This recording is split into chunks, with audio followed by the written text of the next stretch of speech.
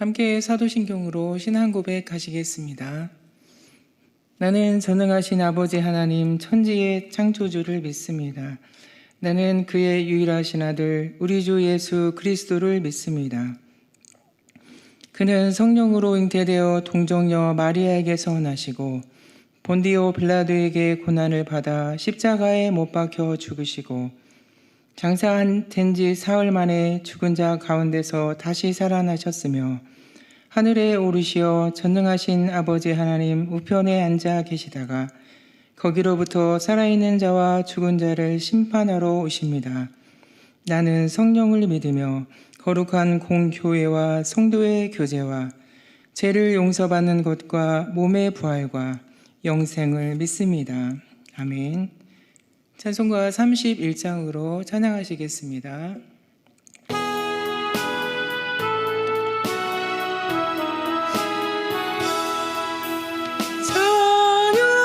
찬양하라 복되신 구세주 예수 행성들아 사랑을 전하세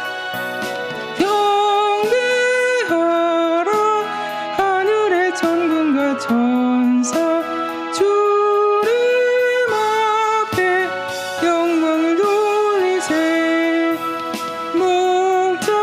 목자같이 우리를 지키시고 종일 품에 늘 안아주시네 찬양하라 높으신 권세를 찬양 찬양 찬양 영원히 들으세 찬양하라 복되신 구세주 예수 우리 대신 죽임을 당했네 구주 예수 영원한 구원의 소망 경배하며 겸손히 절하세 찬양하라 우리 죄 지신 예수 그의 사랑 한없이 크셔라 찬양하라 높으신 권세를 찬양 찬양 찬양 영원히 들으세 찬양하라 복되신 구세주 예수 천사들아 즐겁게 찬양해 구주 예수 영원히 다스리시니 멸류관을 주 앞에 드리세 구주 예수 세상을 이기시고 영광 중에 또다시 오시리 찬양하라 높으신 권세를 찬양 찬양 찬양 영원히 들으세 아멘. 오늘 우리에게 주시는 하나님의 말씀은 요한계시록 19장 6절부터 10절 말씀입니다. 제가 봉독하겠습니다. 또 내가 들으니 허다한 무리의 음성과도 같고 많은 물소리와 같은 큰 우레소리와도 같은 소리로 이르되 할렐루야 주 우리 하나님 곧 전능하신 이가 통치하시도다. 우리가 즐거워하고 크게 기뻐하며 그에게 영광을 돌리세. 어린 양의 혼인 기약이 이르렀고 그의 아내가 자신을 준비하였으므로 그에게 빛나고 깨끗한 세마포 옷을 입도록 허락하셨으니 이 세마포 옷은 성도들의 옳은 행실이로다 하더라. 천사가 내게 말하기를 기록하라. 어린 양의 혼인잔치에 청함을 받은 자들은 복이 있도다 하고 또 내게 말하되 이것은 하나님의 참되신 말씀이라 하기로 내가 그 발 앞에 엎드려 경배하려 하니 그가 나에게 말하기를 나는 너와 및 예수의 증언을 받은 내 형제들과 같이 된 종이니 삼가 그리하지 말고 오직 하나님께 경배하라. 예수의 증언은 예언의 영이라 하더라. 아멘. 요한계시록은 사도 요한이 목격한 계시들, 즉 종말론적인 사건들을 그 내용으로 하고 있습니다. 요한계시록 하면 종말과 심판 이런 단어들이 강하게 생각이 나서 무섭고 두려운 감정이 앞서는 것 같습니다. 그도 그럴 것이 이단에서 하도 요한계시록을 자기들의 필요대로 곡해하고 해석해서 사회에 무리를 일으키고 가정을 파탄내고 성도들을 통제하고 억압해 자기들의 목적을 이루려는 데 사용하여 이익을 취하는 사례들이 많았기 때문이기도 합니다. 그럼 종말은 무슨 뜻일까요? 종말은 시간이나 사건을 뜻하는 말로 개인 종말은 인생의 끝, 죽음을 말하고요. 우주적으로는 세상이 끝나는 시간, 구속사의 관점으로는 하나님의 나라가 완성되는 때를 말합니다. 구속사의 관점으로 종말이 하나님의 나라가 완성되는 때를 말한다면 종말은 그렇게 무섭고 두려운 것이 아님을 알 수 있습니다. 오늘 본문의 내용을 살펴보면 더 잘 알 수 있습니다. 오늘 본문의 내용은 어린 양의 혼인잔치 내용입니다. 그런데 잔치에 앞서서 하나님의 심판을 받는 대상이 나옵니다. 18절의 내용인데요. 그것은 큰 음녀라고도 칭하는 바벨론입니다. 바벨론은 부패의 온상이 된 세속 도시, 타락한 세상을 말합니다.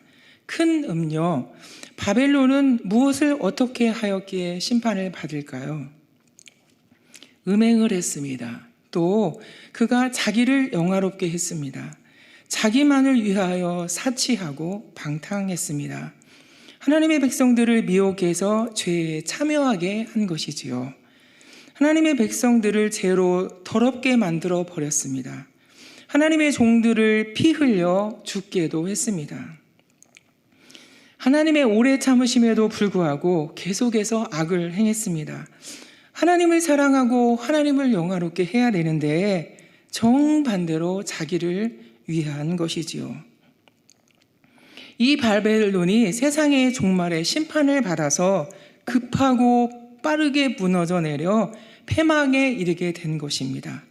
얼마나 강하고 견고한지 황금 만든 사회에서 경제권을 장악하여 사회를 자기 뜻대로 지배할 수 있었던 큰 음녀 바벨론이 심판을 받아 패망을 하는 데는 1시간도 걸리지 않았습니다.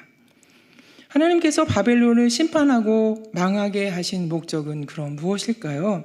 그것은 요한계시록 18장 20절에 기록되어 있습니다. 하늘과 성도들과 사도들과 선지자들아 그로 말미암아 즐거워하라. 하나님이 너희를 위하여 그에게 심판을 행하셨음이니라 하더라. 아멘. 우리를 위해서 심판을 행하셨다고 기록하고 있습니다. 우리를 유혹하고 미혹하여 넘어지게 하고 악을 행하며 죄로 더러워져 극심한 고통을 받게 하고 하나님과 원수가 되게 하는 바벨론에 대한 심판은 얼마나 감격스럽고 감사한 일인지 모릅니다. 그러니 우리가 하나님께 감사하고 찬양과 경배를 드려야죠. 길어서 다 읽지는 않았지만 19장 1절부터 5절까지의 내용이 우리를 위해서 큰 음료 바벨론을 심판하신 하나님을 찬양하는 내용이 나옵니다. 할렐루야를 4번씩이나 거듭 외치며 기뻐서 수많은 허다한 무리가 경배합니다. 그날의 요한이 환상으로 본 이 장면에 허다한 무리들 속에 우리도 함께 참여하여 구원하신 하나님께 할렐루야를 외치며 찬송하고 경배할 줄로 믿습니다. 찬양과 경배의 내용은 이렇습니다. 구원과 영광과 능력이 하나님께 있음을 찬송합니다. 하나님의 심판은 참되고 의로우심을 아멘 할렐루야로 경배합니다. 우리의 전능하신 이 대신은 하나님의 통치하심을 찬양하고 있습니다. 그럼 우리 하나님께서 통치하시는 나라는 어떤 나라일까요? 그것은 잔치하는 나라입니다. 우리를 신부로 삼아 초청해 주시며 자격 없는 우리에게 빛나고 깨끗한 세마포 옷을 입혀주시어 어린 양이신 예수님과 혼인잔치를 베풀어 주시는 나라입니다. 그런데 이런 혼인잔치는 이것이 처음이 아닙니다. 태초에도 이와 같은 잔치가 있었습니다. 하나님께서는 말씀으로 모든 것을 창조하신 후에 아담에게 화를 이끌면서 혼인잔치를 베풀어 주셨습니다. 처음 사람에게 행하는 일이 혼인잔치이신 것이었죠. 최초의 사람 아담은 너는 내 뼈 중에 뼈요 살 중에 살이다 라고 아름다운 고백도 했었습니다. 창세기에서 아담과 하와에게 혼인잔치를 베풀어 주시고 요한계시록에서 큰 음녀 바벨론을 심판하여 악을 멸절하며 패망하게 한 후에, 즉 새롭게 창조하신 후에 어린 양과의 혼인잔치를 베풀어 주시는 것은 우연일까요? 절대 그렇지 않습니다. 또 인간의 역사에 오신 하나님이신 예수님께서도 첫 기적을, 당신의 능력을 어디에서 베풀어 주신지 아십니까? 가나에서 베풀어진 혼인잔치에서 기적을 베풀어 주셨습니다. 잔치에 아무것도 부족함이 없이 진정한 잔치를 누리도록 말이지요. 우리는 이를 통해서 우리를 향한 하나님의 마음이 어떠신지를 잘 알 수 있습니다. 바로 잘 알 수 있습니다. 혼인잔치의 가장 큰 특징을 무엇이라고 할 수 있을까요? 그것은 바로 즐거움과 기쁨입니다. 평소에 먹지 못하던 음식들을, 귀한 음식들을 마음껏 먹으며 값없이 누릴 수 있는 풍성함입니다. 하나님은 우리를 하나님 나라에 통치하시는 그 나라에서 어린 양의 혼인잔치의 신부로 초대하셔서 기쁨과 즐거움을 누리며 하나님으로부터 공급되는 풍성한 은혜를 누리며 살기를 원하는 하나님의 마음이 담긴 것입니다. 그러니 우리도 할렐루야를 외치고 찬양하며 경배합니다. 만극한 은혜를 감사하면서 말이죠. 혼인잔치의 주인공은 누구일까요? 어린 양이신 예수님이 아니고 신부인 우리라는 것입니다. 빛나고 깨끗한 세마포 옷을 입혀서 신부로 주인공을 삼아 주셨습니다. 그것은 십자가에서 자신의 몸과 살을 찢어 피를 흘리며 오로지 우리를 위하여 우리의 모든 죄를 담당해 주시며 죄인의 옷을 벗기시고 의인의 옷을 입히신 어린 양이신 예수님과 너무도 동일한 성품입니다. 얼마나 감격스러운 사랑입니까? 그런데 오늘 본문을 보면서 조금 자신 없는 부분이 있습니다. 그것은 신부가 입은 세마포가 성도들의 옳은 행실이라는 것입니다. 옳은 행실이라면 과연 내가 세마포를 입을 수 있을까 하는 생각이 들게 됩니다.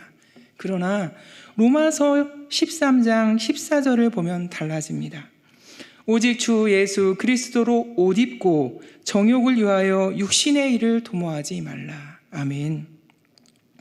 예수님께서 우리의 옷이 되어주신다고 말씀하고 있습니다. 그렇다면 저와 여러분도 신부가 될 수 있을 것 같지 않습니까?